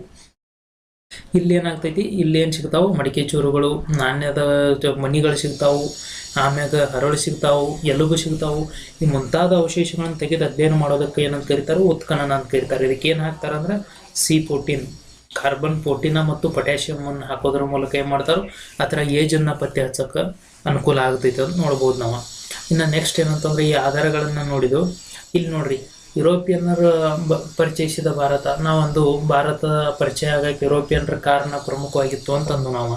ಹೆಂಗ ಯುರೋಪಿಯನ್ರ ಕಾರಣ ಅಂತ ಅದನ್ನ ಇಲ್ಲಿ ನೋಡ್ಕೊಂತ ಹೋದಾಗ, ಭಾರತೀಯರಿಗೆ ಇತಿಹಾಸವು ಪುರಾತನ ಮತ್ತು ಐತಿಹ್ಯಗಳ ರೂಪದಲ್ಲಿ ಪ್ರಾಚೀನ ಕಾಲದಿಂದಲೂ ಪರಿಚಯ ಇತ್ತು. ಭಾರತೀಯರಿಗೆ ಇತಿಹಾಸ ಹೆಂಗಿತ್ತಂದ್ರ ಪುರಾಣಗಳು ಮತ್ತು ಐತಿಹ್ಯಗಳ ರೂಪದಾಗಿತ್ತು, ಆದ್ರೆ ನಿಖರವಾಗಿ ಇರಲಿಲ್ಲ. ಅವ್ರಿಗೆ ಹೆಂಗಿತ್ತು, ಪುರಾಣ ಮತ್ತು ಐತಿಹ್ಯವಾಗಿತ್ತು, ನಿಖರವಾಗಿ ಇರೋಕ್ಕಿಲ್ಲ. ಆಮೇಲೆ ಏನಾಗ್ತು ಅಂತಂದ್ರೆ ಯುರೋಪಿಯನ್ರು ಏನು ಭಾರತಕ್ಕೆ ಬಂದ್ರಲ್ಲ, ಯುರೋಪಿಯನ್ನರು ರಚಿಸುವ ಇತಿಹಾಸದ ಮಾದರಿಗಳಿಗಿಂತ ಭಿನ್ನವಾಗಿತ್ತು. ಅಂದ್ರೆ ಯುರೋಪಿಯನ್ರು ಏನು ರಚನೆ ಮಾಡಿದ್ರಲ್ಲ ಅದಕ್ಕಿಂತ ನಮ್ಮ ಭಾರತದ ಪುರಾಣಗಳು ಮತ್ತು ಐತಿಹ್ಯಗಳು ಭಿನ್ನವಾಗಿದ್ದು. 16ನೇ ಶತಮಾನ ಅಂದ್ರೆ ಬ್ರಿಟಿಷರು ಭಾರತಕ್ಕೆ ಬಂದ 16ನೇ ಅಂದ್ರೆ 1600ರಲ್ಲಿ ಈಸ್ಟ್ ಇಂಡಿಯಾ ಕಂಪ್ನಿ ಸ್ಥಾಪನೆ ಆಗ್ತೈತಿ 1600ರಲ್ಲಿ. ಆದ್ರೆ ಅವರು ಮೊದಲ ಬಂದಿರ್ತಾರೋ 1599 ಬಂದಿರ್ತಾರೋ, ಆದ್ರೆ 1600ರಲ್ಲಿ ಈಸ್ಟ್ ಇಂಡಿಯಾ ಕಂಪ್ನಿ ಸ್ಥಾಪನೆ ಆಗ್ತೈತಿ. ಅಂದ್ರೆ 16ನೇ ಶತಮಾನ. 16ನೇ ಶತಮಾನದ ನಂತರ ಭಾರತಕ್ಕೆ ಬಂದ ಯುರೋಪಿಯನ್ನರಲ್ಲಿ ಕೆಲವು ಯಾರಂತಂದ್ರೆ ಜೆಸ್ಯೂಟ್ ಪಾದ್ರಿಗಳು, ಅಂದ್ರೆ ಪಾದ್ರಿಗಳಿದ್ರು, ಈ ಕ್ರಿಶ್ಚಿಯನ್ ಪಾದ್ರಿಗಳಿದ್ರು. ಇವರು ಭಾರತೀಯರ ಜೀವನ ಕ್ರಮವನ್ನು ಅರ್ಥ ಮಾಡಿಕೊಳ್ಳಲು ವ್ಯವಸ್ಥಿತ ಅಧ್ಯಯನ ಕೈಗೊಂಡ್ರು. ಅಂದ್ರೆ ಅವ್ರು ಇಲ್ಲಿ ಬಂದಾಗ ಅವ್ರು ನಮ್ಮನ್ನ ಸ್ಟಡಿ ಮಾಡವ್ರು, ಭಾರತೀಯರ ಸ್ಟಡಿ ಮಾಡ್ಬೇಕಾಗಿತ್ತು ಅವ್ರಿಗೆ. ಅದಕ್ಕೆ ಅವ್ರು ಏನು ಮಾಡ್ರು, ಕೆಲವೊಂದಿಷ್ಟು ಅಧ್ಯಯನವನ್ನು ಪ್ರಾರಂಭ ಮಾಡಿದ್ರು ಅವ್ರು. ಮತ್ತೇನಾತಂತಂದ್ರ ಇಲ್ಲೇನಾಯ್ತು, ಅವರು ಅರ್ಥ ಮಾಡಿಕೊಳ್ಬೇಕಾಗಿತ್ತು. ಅದಕ್ಕೆ ಅವ್ರ ಅಧ್ಯಯನ ಕೈಗೊಂಡ್ರು. ಅವರಲ್ಲಿ ಆಗ್ರಾದಲ್ಲಿ ನೆಲೆಸಿದ್ದ ಯಾವ ಅಂತಂದ್ರ ಹೆನ್ರಿಚ್ ರೋತ್. ನೋಡ್ರಿ, ಹೆನ್ರಿಚ್ ರೋತ್ ಎಲ್ಲಿದ್ದ, ಆಗ್ರಾದಲ್ಲಿ ನೆಲೆಸಿದ್ದ. ಇವು ಏನು ಮಾಡಿದಂತಂದ್ರ ಈಗಿನ 350ಕ್ಕಿಂತ ಹೆಚ್ಚು ವರ್ಷಗಳ ಹಿಂದೆ ಏನು ಮಾಡಿದ್ನಂದ್ರ ಸಂಸ್ಕೃತ ವ್ಯಾಕರಣವನ್ನು ಮೊದಲ ಬಾರಿಗೆ ಲ್ಯಾಟಿನ್ ಭಾಷೆ. ನೋಡ್ರಿ, ನಮ್ಗೆ ಇನ್ನೂ ಮಟ್ಟ ಸಂಸ್ಕೃತ ಬರೋದಿಲ್ಲ. ಅವ ಏನು ಮಾಡಿದ್ದ, ಸಂಸ್ಕೃತ ವ್ಯಾಕರಣವನ್ನ ಲ್ಯಾಟಿನ್ ಭಾಷೆಗೆ ಅವ ಏನು ಮಾಡಿದ, ಬರದಂತ. ಒಂದು ಶತಮಾನದ ನಂತರ ಒಂದು ಶತಮಾನ ಕಳೆದ ನಂತರ ಯಾರು ಬಂದ್ರ ಅಂದ್ರೆ ಹೆನ್ರಿಚ್ ರೋತ್ ಏನಾಗಿತ್ತು, ಒಂದು ಶತಮಾನ ಕಳಿತು. ಅವಾಗ ಯಾವ ಬಂದಂದ್ರ ಕಾರಡಾಕ್ಸ್ ಅಂತ ಹೇಳಿ ಬರ್ತಾರೆ. ಯಾರು, ಫಾದರ್ ಕಾರಡಾಕ್ಸ್ ಅಂತ ಕರಿತೀವಿ. ಈ ಕಾರಡಾಕ್ಸ್ ಏನ್ ಮಾಡಿದ ಅಂತಂದ್ರ ಸಂಸ್ಕೃತ ಮತ್ತು ಯುರೋಪ್ ಯಾವ ಭಾಷೆ, ಒಂದು ಸಂಸ್ಕೃತ ಭಾಷೆ ಮತ್ತು ಇನ್ನೊಂದು ಯುರೋಪ್ ಭಾಷೆಗಳ ನಡುವಿನ ಸಂಬಂಧ ಏನ ಎಂಬುದನ್ನ ಗುರುತಿಸಿದ. ಈ ಯುರೋಪ ಮತ್ತು ಸಂಸ್ಕೃತ ಭಾಷೆಗಳ ನಡುವಿನ ಏನು ಸಂಬಂಧ, ಈ ಸಂಬಂಧ ಏನೈತಿ ಅನ್ನೋದನ್ನ ಯಾರು ಗುರುತಿಸ್ರ ಅಂತ ನೋಡಿದಾಗ ನಾವು ಯಾರು ಗುರುತಿಸ್ರ ಅಂದ್ರೆ ಕಾರಡಾಕ್ಸ್ ಗುರುತಿಸಿದ. ನಂತರ ಏನ್ ಮಾಡಿದಂದ್ರ ಇದ ಹೊತ್ತಿಗೆ ಏನಾಗಿತ್ತು ಅಂದ್ರೆ ಬ್ರಿಟಿಷರು ಏನ್ ಮಾಡಿದ್ರು, ಬಂಗಾಳದಲ್ಲಿ ದಿವಾನಿ ಹಕ್ಕು. ನೋಡ್ರಿ, ಬಂಗಾಳದಾಗ ಏನಾಗಿತ್ತು, ಬಂಗಾಳದಲ್ಲಿ ದಿವಾನಿಯ ಹಕ್ಕು ಅಂದ್ರೆ ಕಂದಾಯ ಸಂಗ್ರಹಣಾಧಿಕಾರ ಸಿಕ್ಕಿತ್ತವರಿಗೆ. ಆದ್ದರಿಂದ ಏನಾಯ್ತು, ಇಲ್ಲೇನ ನಿಮಗೆ ಗೊತ್ತಾಯ್ತಲ್ಲ, ಪರೋಕ್ಷಿಯಾರ ಏನ್ ಮಾಡಿರ್ತಾರೋ ಬಂಗಾಳ, ಬಿಹಾರ, ಒರಿಸ್ಸಾಗಳ ದಿವಾನಿ ಹಕ್ಕ. ಇಲ್ಲಿ ನೋಡ್ರಿ ಏನಾಗಿರ್ತೈತೆ ಅಂದ್ರೆ ಈ 1717ರಲ್ಲಿ ಏನ್ ಮಾಡ್ತಾನು, ಮೊಘಲ್ ಚಕ್ರವರ್ತಿ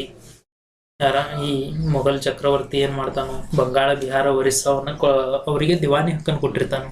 ಯಾರು, ಪರೋಕ್ಷಿಯಾರ. ಅವಾಗ ಏನಾಗ್ತೈತಿ, ಇಲ್ಲಿ ಏನ್ ಕೊಟ್ಟಿದಾರು, ಕಂದಾಯ ಸಂಗ್ರಹಣ ಅಧಿಕಾರ ದೊರೆತಿತ್ತು. ಆದ್ದರಿಂದ ಏನಾಯ್ತು, ಬ್ರಿಟಿಷ್ ಅಧಿಕಾರಿಗಳು ಏನ್ ಮಾಡ್ರು, ಈಗ ಭಾರತೀಯರೊಂದಿಗೆ ವ್ಯವಹರಿಸಲು ಸುಲಭವಾಗಿ ಬೇಕಲ್ಲ, ಭಾರತೀಯ ಇತಿಹಾಸ ಅವ್ರ ಮೇಲೆ ವ್ಯವಹಾರ ಮಾಡ್ಬೇಕಂದ್ರೆ ಇತಿಹಾಸ ಬೇಕಾಯ್ತು. ಅದಕ್ಕೆ ಏನ್ ಮಾಡ್ರು, ಅವ್ರ ಕಲ್ಕೋಬೇಕಾಯ್ತು. ಹಲವಾರು ಆಡಳಿತಗಾರರು ಭಾರತೀಯ ಸಾಹಿತ್ಯ ಮತ್ತು ಸಂಸ್ಕೃತಿ ಕಡೆಗೆ ಏನ್ ಮಾಡಾಕತ್ರು, ಆಕರ್ಷಣೆ ತೋರ್ಸಾಕತ್ರು. ಅದ್ರ ಪರಿಣಾಮವಾಗಿ ಏನಾಯ್ತು, ಮನುಸ್ಮೃತಿ, ಭಗವದ್ಗೀತೆ ಮೊದಲಾದವು ಏನಾದ್ರು ಅಂತಂದ್ರೆ ಇಂಗ್ಲಿಷ್ ಭಾಷೆಗೆ ಭಾಷಾಂತರ ಹೊಂದಿದ್ದು. ಈಗ ಮನುಸ್ಮೃತಿ ಆಗಿರ್ಬೋದು, ಭಗವದ್ಗೀತೆ, ಇಂಥವು ದೊಡ್ಡ ರಾಮಾಯಣ ಇಂಥ ಕೃತಿಗಳು ಏನಾದ್ರು ಅಂದ್ರೆ ಈ ಇಂಗ್ಲಿಷ್ ಭಾಷೆಗೆ ಅವರ ಟ್ರಾನ್ಸ್ಲೇಟ್ ಮಾಡಕ್ ಸ್ಟಾರ್ಟ್ ಮಾಡಿದ್ರು. ಆಮ್ಯಾಗ ಇಲ್ಲೊಂದು ಇಂಪಾರ್ಟೆಂಟ್ ಅಂದ್ರೆ ಇಂಡಾಲಜಿ ಅಂತ ಕರಿತೇವೆ ನಾವು. ಏನು, ಭಾರತೀಯ ಶಾಸ್ತ್ರಕ್ಕೆ ಏನಂತ ಕರಿತೇವೆ, ಇಂಡಾಲಜಿ ಅಂತ ಕರಿತೇವೆ. ಈ ಇಂಡಾಲಜಿ ಅಧ್ಯಯನಕ್ಕೆ ಮಹತ್ವದ ಹೆಜ್ಜೆ ಯಾರಿಟ್ರ ಅಂದ್ರ ವಿಲಿಯಂ ಜೋನ್ಸ್. ಏಷ್ಯಾಟಿಕ್ ಸೊಸೈಟಿ ಅಂತ ಕೇಳಿರ್ಬೇಕು ನಾವು. ಇಲ್ಲಿ ವಿಲಿಯಂ ಜೋನ್ಸ್ ಏನ್ ಮಾಡಿದ ಅಂತಂದ್ರ ಬಂಗಾಳದ ಸರ್ವೋಚ್ಚ ನ್ಯಾಯಾಲಯದ ನ್ಯಾಯಾಧೀಶ. ನೋಡ್ರಿ, ನೀವು ಏನಾಗಿ ಬಂದಿದ್ದ, ಸರ್ವೋಚ್ಚ ನ್ಯಾಯಾಲಯದ ನ್ಯಾಯಾಧೀಶ ಬಂದ ಯಾರ, ವಿಲಿಯಂ ಜೋನ್ಸ್ ಅಂತೇಳಿ. ಇವೇನು ಮಾಡಿದ 1700, ಇಲ್ಲಿ ನೆನಪಿಟ್ಕೋರಿ, ಇದು ಭಾಳ ಇಂಪಾರ್ಟೆಂಟ್. 1784 ಏನು ಮಾಡ್ರ ದಿ ಏಷ್ಯಾಟಿಕ್ ಸೊಸೈಟಿಯನ್ನು ನಿರ್ಮಾಣ ಮಾಡ್ತಾನೆ. ಯಾವುದು? Asiatic society. ಇದು ಭಾಳ ಇಂಪಾರ್ಟೆಂಟ್ ನೋಡ್ರಿ. 1784 ಏನು ಮಾಡಿದ ದಿ ಏಷ್ಯಾಟಿಕ್ ಸೊಸೈಟಿಯನ್ನು ಯಾರು ನಿರ್ಮಾಣ ಮಾಡಿದ್ರು? ವಿಲಿಯಂ ಜೋನ್ಸ್ ಏನು ಮಾಡಿದ? ಕಲ್ಕತ್ತಾದಲ್ಲಿ, ಅಂದ್ರೆ ಈಗಿನ ವೆಸ್ಟ್ ಬೆಂಗಾಲ, ಕಲ್ಕತ್ತಾದಲ್ಲಿ ಅಂದ್ರೆ ಕೋಲ್ಕತ್ತಾ ಅಲ್ಲಿ ಸ್ಥಾಪನೆ ಮಾಡಿದ. ಬಹುಭಾಷಾ ಪಂಡಿತನಾಗಿದ್ದ ವಿಲಿಯಂ ಜೋನ್ಸ್ ಏನು ಮಾಡಿದ ಅಂದ್ರೆ ಗೀತಗೋವಿಂದ ಮತ್ತು ಮಾನವ ಧರ್ಮಶಾಸ್ತ್ರ ಅದರೊಂದಿಗೆ ಏನು ಮಾಡಿದ? ಕಾಳಿದಾಸನ ಶಾಕುಂತಲ, ಗೀತಗೋವಿಂದ, ಆಮ್ಯಾಗ ಮಾನವ ಧರ್ಮಶಾಸ್ತ್ರ, ಕಾಳಿದಾಸನ ಶಾಕುಂತಲೆ, ಈ ಕೃತಿಗಳನ್ನ ಏನು ಮಾಡಿದ? ಇವು ಮೂಲ ಸಂಸ್ಕೃತ ಕೃತಿಗಳಿದ್ದು ಇವನ್ನ ಇಂಗ್ಲಿಷ್ ಭಾಷೆಗೆ ಏನು ಮಾಡಿದ? ಅನುವಾದ ಮಾಡಾಕತ್ತ. ಇವು ನಂಬಲ್ಲಿನ ಮತ್ತೆ ಯಾರು ಬಂದರು? ಇನ್ನೊಬ್ಬ ಯಾವ ಅಂತಂದ್ರ ಮ್ಯಾಕ್ಸ್ ಮುಲ್ಲರ್. ಕೇಳಿರ್ಬೇಕು ನೀವು ಇವ್ರ ಹೆಸರ. ಈ ಮ್ಯಾಕ್ಸ್ ಮುಲ್ಲರ್ ಏನು ಜರ್ಮನ್ ದೇಶದ. ಈ ಜರ್ಮನ್ ದೇಶದ ಮ್ಯಾಕ್ಸ್ ಮುಲ್ಲರ್ ಏನು ಮಾಡಿದ ಅಂದ್ರೆ sacred book of the east ನೋಡ್ರಿ, sacred book of the east ನೋಡ್ರಿ. ಇವ ಏನು ಮಾಡಿದ? Sacred book of the east ಅಂತೇಳಿ ಯಾರು ಮಾಡ್ರು? Max Muller. ಎಲ್ಲವ ಜರ್ಮನಿ ದೇಶದವ, ಇವ ಬ್ರಿಟಿಷ್ ದೇಶದವ, ಇವು ಇಂಗ್ಲೆಂಡ್ ದೇಶದವ. ವಿಲಿಯಂ ಜೋನ್ಸ್ ಬಂದ ಏಷ್ಯಾಟಿಕ್ ಸೊಸೈಟಿ ನಿರ್ಮಾಣ ಮಾಡಿದ 1784. ಈ ಮ್ಯಾಕ್ಸ್ ಮುಲ್ಲರ್ ಏನು ಮಾಡಿದ? ಬಂದವನ sacred book of the east ಅಂತೇಳಿ ಬರದ. ಇಲ್ಲಿ ಏನು ಮಾಡಿದ ಅಂತಂದ್ರೆ 50 ಸಂಪುಟಗಳನ್ನು ಏನು ಇಂಗ್ಲೀಷ್ನಲ್ಲಿ ಬಿಡುಗಡೆ ಮಾಡ್ತಾನೋ ಇದನ್ನ ಏನು ಮಾಡ್ರು? ಈ ಜೇಮ್ಸ್ ಮಿಲ್ ಎಂಬ ಏನು ಮಾಡಿದ? ಜೇಮ್ಸ್ ಮಿಲ್ ಅಂತ ಇರ್ತಾನೆ. ಏನು ಮಾಡಿದ? ಸ್ಕಾಟ್ಲ್ಯಾಂಡಿನ ಇತಿಹಾಸಕಾರ. ಹಿಸ್ಟ್ರಿ ಆಫ್ ದಿ ಇಂಡಿಯಾ ನೋಡ್ರಿ, ಹಿಸ್ಟ್ರಿ ಆಫ್ ಇಂಡಿಯಾ ಅಂತ ಬರೋದಂತ. ಇವ sacred book of the East ಅಂತ ಬರದ ಮ್ಯಾಕ್ಸ್ ಮುಲ್ಲರ. ಜೇಮ್ಸ್ ಮಿಲ್ ಏನು ಬರದ? History of the India. ಮತ್ತು ಇನ್ನೊಂದು ಏನಂತಂದ್ರೆ ಇವ್ರು ಯಾವ ಭಾರತಕ್ಕೆ ಬಂದೇ ಇಲ್ಲ. ಇವ್ರು ಭಾರತಕ್ಕೆ ಬರೋದ್ಲೇನೋ ಭಾರತದ ಇತಿಹಾಸ ಬರೆದ್ರು. ಅದ ಒಂದು ಹೆಂಗೋ ಏನೋ ಅಂತ ವಿಚಾರ ಮಾಡ್ಬೇಕು ನಾವು. ಇಲ್ಲಿ ಕೊಟ್ಟಿದ್ದಾನೆ ನೋಡ್ರಿ, ಭಾರತದ ಇತಿಹಾಸವನ್ನು ರಚಿಸಿದ್ರು. ಆದ್ರೆ ನೋಡ್ರಿ, ಈ ಮ್ಯಾಕ್ಸ್ ಮುಲ್ಲರ್ ಆಗಿರ್ಬೋದು ಮತ್ತು ಜೇಮ್ಸ್ ಮಿಲ್ ಆಗಿರ್ಬೋದು, ಇವರಿಬ್ರು ಎಂದೂ ಭಾರತಕ್ಕೆ ಬಂದಿಲ್ಲ ನೋಡ್ರಿ.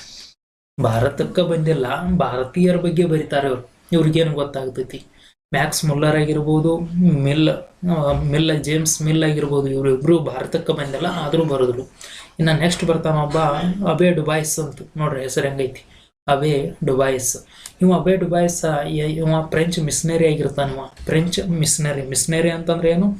ಅವರು ಒಂದು ಸಂಸ್ಥೆ ಸ್ಥಾಪನೆ ಮಾಡಿರ್ತಾರಲ್ಲ, ಆ ಸಂಸ್ಥೆಯೊಳಗಿರ್ತಾರ ಫ್ರೆಂಚ್ ಮಿಷನರಿ. ಇವರು ಕ್ರಿಶ್ಚಿಯನ್ರು ಇರ್ತಾರ. ಈ ಶ್ರೀರಂಗಪಟ್ಟಣದ ಬಳಿ ಏನಂತಂದ್ರ ಶ್ರೀರಂಗಪಟ್ಟಣ ಗಂಜಾ ಅಂತೇಳಿ ಒಂದು ಪ್ರದೇಶದಾಗ ಬಂದು ನಿಲ್ಲಿಸಿರ್ತಾನೆ. ಈ ಸ್ಥಳೀಯ ಸಂಸ್ಕೃತಿಯನ್ನ ಏನು ಮಾಡಿರ್ತಾನೋ ಅಳವಡಿಸಿಕೊಂಡ ಸನ್ಯಾಸಿ ಅಂತ ಕಾಣ್ತಿರ್ತಾನೆ. ಸನ್ಯಾಸಿ ಹಂಗ ಬದುಕಿರ್ತಾನೆ. ಯಾರು? ಅಬೆ ಡುಬಾಯ್ಸ್ ಅನ್ನವ. ಏನು ಮಾಡ್ತಾನಂದ್ರ ಹಿಂದೂ ಮ್ಯಾನರ್ಸ್ ನೋಡ್ರಿ, ಇವು important. Hindu manners, custom and ceremony ನೋಡ್ರಿ. ಬರೆದದ್ದು 2 ಕೃತಿಗಳು ಯಾವ? Hindu manners, custom and ceremonies. Abbe Dubois French ರಾವ. ಎಲ್ಲಿ ಬಂದ? ಶ್ರೀರಂಗಪಟ್ಟಣದ ಬಳಿ ಗಂಜಾ ಅನ್ನೋ ಪ್ರದೇಶಕ್ಕೆ ಬಂದ. ಏನು ಬರ್ದ? ಹಿಂದೂ ಮ್ಯಾನರ್ಸ ಮತ್ತು customs and ceremony. Hindu manners, customs and ceremony ಅಂತ ಬರೀತಾನು. ಇದರಲ್ಲಿ ಏನು ಮಾಡಿದ? ಭಾರತೀಯ ಆಚಾರ ವಿಚಾರ, ಹಬ್ಬ ಹರಿದಿನ, ವರ್ಣಾಶ್ರಮ ವ್ಯವಸ್ಥೆಗಳ ಬಗ್ಗೆ ಮಾಹಿತಿಯನ್ನು ಕೊಡ್ತಾ ಹೋಗ್ತಾನ. ಇವನು 24 ವರ್ಷ ಇಲ್ಲದ ನೋಡಿ, ಇಲ್ಲೇ ಉಂಡು ತಿಂದು ಬಿದ್ದು ಒದ್ದಾಡಿ ಸತ್ತು ಸಾಯಿಲಲ್ಲ, ಆದ್ರೂ ಹೋದ. 24 ವರ್ಷ ಇಲ್ಲೇ ಇದ್ದ. ಏನು ಮಾಡಿದ? ಆ ನಂತರ ತನ್ನ ದೇಶಕ್ಕೆ ಹೋಗ್ತಾನ. ಇವ ಏನು ಮಾಡಿದ? ನಂತರ ಒಂದು ದೇಶಕ್ಕೆ ಹೋಗ್ತಾನಂತ ನೋಡ್ಬೋದು ನಾವು. ಇವನಲ್ದ ಮತ್ತೆ ಯಾರ್ಯಾರು ಬಂದ್ರಪ್ಪ ನೋಡ್ರಿ. ಎಲ್ಪಿನ್ಸ್ಟನ್. ಯಾರು? ಎಲ್ಪಿನ್ಸ್ಟನ್ನ. ಮತ್ತೆ ಯಾವ ಬಂದ? ಕೋಲ್ ಬ್ರೂಕ ಮತ್ತು ಕನ್ನಿಂಗ್ ಹ್ಯಾಮ, ಇಲಿಯಟ್ ಮತ್ತು ಡಾಸನ್ ಮುಂತಾದವರು ಏನು ಮಾಡಿದರು? ಭಾರತದ ಚರಿತ್ರೆಯನ್ನು ವಿವಿಧ ಘಟ್ಟಗಳನ್ನು ಪರಿಚಯಿಸ್ತಾ ಹೋದರು. ಆಮ್ಯಾಗ ಫ್ರಾನ್ಸಿನ ಯಾವ ಬಂದು ಮತ್ತು ಫ್ರಾನ್ಸ್ನ ಯಾರು ಅಂತಂದ್ರೆ ಬುಕ್ನಾನ ಮತ್ತು ಕರ್ನಲ್ ವಿಲ್ಕ್ಸ. ಆಮ್ಯಾಗ ಮೆಕೆಂಜಿ ಬರ್ತಾನು.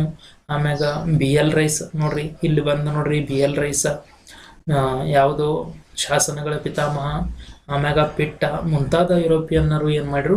ಕರ್ನಾಟಕದ ಚರಿತ್ರೆಯ ರಚನೆ ನೋಡ್ರಿ, ಕರ್ನಾಟಕ ಚರಿತ್ರೆಯ ರಚನೆ, ಅದಕ್ಕೆ ಇವ್ ಶಾಸನಗಳ ಪಿತಾಮಹ ಅಂತ ಕರೀತಾರೆ. BL ರೈಸಿಗೆ ಕರ್ನಾಟಕ ಚರಿತ್ರೆಯ ರಚನೆಯ ಅಮೂಲ್ಯ ಆಧಾರಗಳಾದ ಶಾಸನಗಳು, ಕೈಪಿಯತ್ತುಗಳು, ಹಸ್ತಪ್ರತಿಗಳು, ಬಕೈರುಗಳು ಮೊದಲಾದವುಗಳನ್ನು ಏನು ಮಾಡ್ರಿ ಇವರ ಸಂಗ್ರಹಿಸುವಲ್ಲಿ ಮತ್ತು ಸಮಕಾಲೀನ ಸಂಗತಿಗಳನ್ನು ದಾಖಲಿಸುವಲ್ಲಿ ಇವರೆಲ್ಲ ಯಶಸ್ವಿ ಆದರು. ಅದಕ್ಕನ್ನ ಇವ್ರಿಗೆ ಏನಂತ ಕರಿತೇವೆ ನಾವು, ಭಾರತ ಮತ್ತು ಕರ್ನಾಟಕದ ಇತಿಹಾಸದಲ್ಲಿ ಪ್ರಮುಖ ಪಾತ್ರ ವಹಿಸಿರೋ ಯುರೋಪಿಯನ್ರು ಅಂತ ಕರಿತೇವೆ ನಾವು ಇವರಿಗೆ. ಅದಕ್ಕೆ ಹೀಗೆ ಭಾರತೀಯರಿಗೆ ಹೊಸ ಮಾದರಿ ಚರಿತ್ರೆ ನೋಡುವ ಮತ್ತು ಕಟ್ಟುವ ಕ್ರಮವನ್ನು ಯುರೋಪಿಯನ್ನರು ಕಲಿಸುವಲ್ಲಿ ಸಫಲರಾದರು. ಆ ಮೂಲಕ ಭಾರತೀಯರ ಆಲೋಚನಾ ಕ್ರಮಗಳನ್ನು ಬದಲಿಸಿದರು. ಅಂದ್ರೆ ಭಾರತದ ಇತಿಹಾಸ ನಾವು ತಿಳ್ಕೊಳ್ಳುವಲ್ಲಿ ನಮಗೆ ಪ್ರಮುಖ ಪಾತ್ರ ಅಂತಂದ್ರೆ ನಮ್ಮ ಯಾರ್ದು ಬರ್ತೈತಿ ಅಂದ್ರೆ ಯುರೋಪಿಯನ್ನರದು ಬರ್ತೈತಿ ಅನ್ನೋದನ್ನ ಇಲ್ಲಿ ನಮಗೆ 6ನೇ ತರಗತಿಯ 1ನೇ ಪಾಠದಲ್ಲಿ ಅಷ್ಟು ಚಂದನವರು ವಿವರಣೆಯನ್ನ ಮಾಡ್ತಾ ಹೋಗ್ತಾರೆ ನೋಡ್ರಿ. ಇಲ್ಲೊಂದು ಕೊಟ್ಟಿದ್ದಾರೆ ನೋಡ್ರಿ, ಇಂಥವು ಭಾಳ ನೋಡ್ಕೋಬೇಕು, ಎಕ್ಸಾಮ್ಗೆ ಬರ್ತಾವೆ. ಗಮನಿಸೋನು. ಏನು ಗಮನಿಸೋನು? ಸಾಮಾನ್ಯ ಶಕ ಅಂತಂದ್ರೆ ಏನು, ಸಾಮಾನ್ಯ ಶಕ ಅಂತಂದ್ರೆ ಏನು, ಸಾಮಾನ್ಯ ಶಕ ಪೂರ್ವ ಅಂದ್ರೆ ಏನು ನೋಡ್ರಿ ಡಿಫ್ರೆನ್ಸ್. ಸಾಮಾನ್ಯ ಕ್ರಿಸ್ತ ಶಕ ಮತ್ತು ಕ್ರಿಸ್ತ ಪೂರ್ವ ಪ್ರಯೋಗಗಳಿಗೆ ಬದಲಾಗಿ ಕ್ರಿಸ್ತ ಶಕ ಕ್ರಿಸ್ತ ಪೂರ್ವ ಅಂದ್ರೆ ಕ್ರಿಸ್ತ ಹುಟ್ಟೋಕ್ಕಿಂತ ಮೊದಲು ಕ್ರಿಸ್ತ ಪೂರ್ವ, ಕ್ರಿಸ್ತ ಹುಟ್ಟಿದ ಮೇಲೆ ಕ್ರಿಸ್ತ ಶಕ ಅಂತ ಕರಿತೀವಲ್ಲ, ಆ ಪ್ರಯೋಗಗಳ ಬದಲಾಗಿ ಏನು ಮಾಡ್ತಾರೋ ಸಾಮಾನ್ಯ ಶಕ ಸಾಮಾನ್ಯ ಶಕ ಪೂರ್ವ ಎಂದು ಸಮಾಜಶಾಸ್ತ್ರ ಪಠ್ಯಕ್ರಮದಲ್ಲಿ ಬಳಸಲಾಗ್ತೈತೆ ಅಂತ ಕೊಟ್ಟಿದ್ದಾರೆ. ಇನ್ನು ಇಲ್ಲಿ ಏನು ಕೊಟ್ಟಿದ್ದಾರೆ ನೋಡ್ರಿ, ಹೊಸ ಶಬ್ದಗಳ ಪರಿಚಯ ಕೊಟ್ಟಿದ್ದಾರೆ ನೋಡ್ರಿ. ಒಂದಷ್ಟು ಹೊಸ ಶಬ್ದಗಳು ಕಲ್ತು ನಾವು ಏನು ಕಲ್ತೋಪ್ಪ ನೋಡ್ರಿ ಇಲ್ಲಿ. ಯಾವ ಜೆಸೂಟ್ ಅಂತಂದ್ರೆ ಏನು, ಜೆಸೂಟ್ ಅಂತ ಕಲ್ತು. ಜೆಸೂಟ್ ಅಂದ್ರೆ ಏನಂತಂದ್ರ ಇಗ್ನೇಷಿಯಸ್ ಲಯೋಲ್ ಎಂಬಾತ, ಯಾರ ಇಗ್ನೇಷಿಯಸ್ ಲಯೋಲ್ ಎಂಬಾತ ಏನ್ ಮಾಡ್ತಾನಂದ್ರ 1534ರಲ್ಲಿ ಪ್ಯಾರಿಸ್ನಲ್ಲಿ ಏನ್ ಮಾಡ್ತಾನಂದ್ರ ಜೀಸಸ್ ಸಂಘ ಅನ್ನೋದನ್ನ ಕಟ್ತಾನ. 1734ರಾಗ ಯಾರಂತಂದ್ರ ಇಗ್ನೇಷಿಯಸ್ ಲಯೋಲ್. ನಾವು ಅಲ್ಲೊಂದು ಏನ್ ಕಟ್ತಾನೋ, ಒಂದು ಸಂಘ ಕಟ್ತಾನೋ. ಇದು ಪುರುಷ ಕ್ಯಾಥೋಲಿಕ್ಸ್ ನೋಡ್ರಿ, ಪುರುಷ ಕ್ಯಾಥೋಲಿಕ್ಸ್ ಪಂಥೀಯ ಧರ್ಮಾಸಕ್ತರ ಸಭೆಯಾಗಿತ್ತು. ಇದಕ್ಕೆ ಏನಂತ ಕರೆದ್ರು, ಈ ಜೀಸಸ್ ಸಂಘದ ಸದಸ್ಯರಿಗೆ ಏನಂತ ಕರೀತಾರೋ ಜೆಸೋಟ್ ನೋಡ್ರಿ. ಏನ್ ನೆನಪಿಡುವರಿ, ಜೆಸೋಟ್ ಅಂದ್ರೆ ಏನು, ಜೀಸಸ್ ಸಂಘದ ಸದಸ್ಯರು. ಇದನ್ನ ಕಟ್ಟಿದ ಯಾವ 1534ರಲ್ಲಿ ಇಗ್ನೇಷಿಯಸ್ ಲಯೋಲಂಬ ಕಟ್ತಾನೆ. ಇನ್ನು ಮಿಷನರಿ, ಆಗಲೇ ಏನಿಲ್ಲ ಮಿಷನರಿ ಅಂದ್ರೆ ಏನು, ಇವರು ಕ್ರೈಸ್ತ ಧರ್ಮದ ವಿದೇಶಗಳಲ್ಲಿ ಕ್ರೈಸ್ತ ಧರ್ಮದ ಪ್ರಚಾರಕ್ಕಾಗಿ ಕಳುಹಿಸಲ್ಪಡುವ ಧರ್ಮ ಪ್ರಚಾರಕರು. ಬೇರೆ ದೇಶಗಳಿಗೆ ಕ್ರೈಸ್ತ ಧರ್ಮದ ಪ್ರಚಾರಕ್ಕಾಗಿ ಏನು ಕಳಿಸ್ತಾರಲ್ಲ ಅವ್ರಿಗೆ ಏನಂತ ಕರಿತು, ಮಿಷನರಿಗಳು ಅಂತ ಕರಿತು. ಇನ್ನು ಇಂಡಾಲಜಿ ಅಂತ ಕರೆದು ಭಾರತೀಯ ಶಾಸ್ತ್ರ. ಇಂಡಾಲಜಿ ಅಂತಂದ್ರೆ ಏನು, ಭಾರತದ ಇತಿಹಾಸ ಮತ್ತು ಸಂಸ್ಕೃತಿಯ ಕುರಿತು ಏನು ಮಾಡ್ತೈತಿ, ಅಧ್ಯಯನ ಮಾಡ್ತೈತಿ. ಇತಿಹಾಸ ಮತ್ತು ಸಂಸ್ಕೃತಿಯ ಕುರಿತು ಅಧ್ಯಯನ ಮಾಡೋದಕ್ಕೆ ಏನಂತ ಕರಿತೀವಿ ನಾವು, ಇಂಡಾಲಜಿ ಅಂತ ಕರಿತೀವಿ. ಇನ್ನು ನೋಡ್ರಿ, ಪೌರಾತ್ಯವಾದಿ ಅಂತಂದ್ರೆ ಏನು, ಪೂರ್ವ ದೇಶ. ಪೌರಾತ್ಯ ಅಂದ್ರೆ ಏನು, ಪೂರ್ವ ದೇಶಗಳ ಇತಿಹಾಸ ಮತ್ತು ಸಂಸ್ಕೃತಿ, ಆಧ್ಯಾತ್ಮ ಮುಂತಾದವುಗಳ ಬಗ್ಗೆ ಒಳ್ಳೆ ಯುರೋಪಿಯನ್ನರು ಅಂದ್ರೆ ಅದರ ಬಗ್ಗೆ ಚಲೋ ಭಾವನೆಗಳಂತ ವಿದ್ವಾಂಸರಿಗೆ ಏನಂತ ಕರಿತೀವಿ, ಪೂರ್ವಾತ್ಯವಾದಿಗಳು ಅಂತ ಕರಿತೀವಿ. ಪೂರ್ವ ದೇಶಗಳಲ್ಲಿ ಪೂರ್ವಾತ್ಯವಾದಿಗಳು ಅಂತ ಕರಿತೀವಿ. ಈಗ ನಾವು ಪ್ರಮುಖವಾಗಿ ಏನೇನು ನೋಡ್ಕೊಂತ ಹೋದು ಅಂತ ನೋಡ್ರಿ. ಇಲ್ಲೇ ಇದು 1ನೇ ಪಾಠ.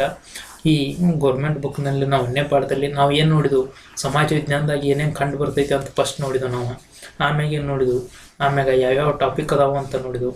ಅದಾಗ ಏನು ನೋಡಿದ್ವು, ಅದಾಗ ಕೆಲವೊಂದಿಷ್ಟು ಮಾಹಿತಿಗಳನ್ನು ಎಲ್ಲಿ ಕೊಡ್ತಾ ಹೋಗಿನಿ ಅಂತಂದ್ರೆ ನಾನು ನಿಮಗೆ ಕೆಲವೊಂದಿಷ್ಟು ಮಾಹಿತಿಗಳನ್ನು ನೋಡ್ಕೊತ ಹೋಗಿದ್ದು. ಇಲ್ಲೇನು ನೋಡಿದ್ವು ಅಂತಂದಾಗ ಗತಕಾಲದ ಇತಿಹಾಸ ಅಂತಂದ್ರೆ ಏನು, ಇತಿಹಾಸ ಅಂತಂದ್ರೆ ಏನು ಅಂತ ನೋಡಿದ್ವು.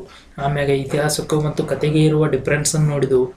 ಆದಾಗ ನಾವು ಮತ್ತೇನು ನೋಡಿದ್ವು, ಇತಿಹಾಸ ನಮಗೆ ಯಾಕೆ ಬೇಕು ಅಂತ ನೋಡಿದ್ವು, ಇತಿಹಾಸದಿಂದ ನಮಗೆ ಏನು ಸಿಗ್ತೈತೆ ಅಂತ ನೋಡಿದ್ವು. ಆಮ್ಯಾಗ ಅದರ ಆಧಾರಗಳು ಯಾವ್ಯಾವ, ಸಾಹಿತ್ಯಿಕ ಆಧಾರಗಳು ಮತ್ತು ಪುರಾತತ್ವ ಆಧಾರಗಳು.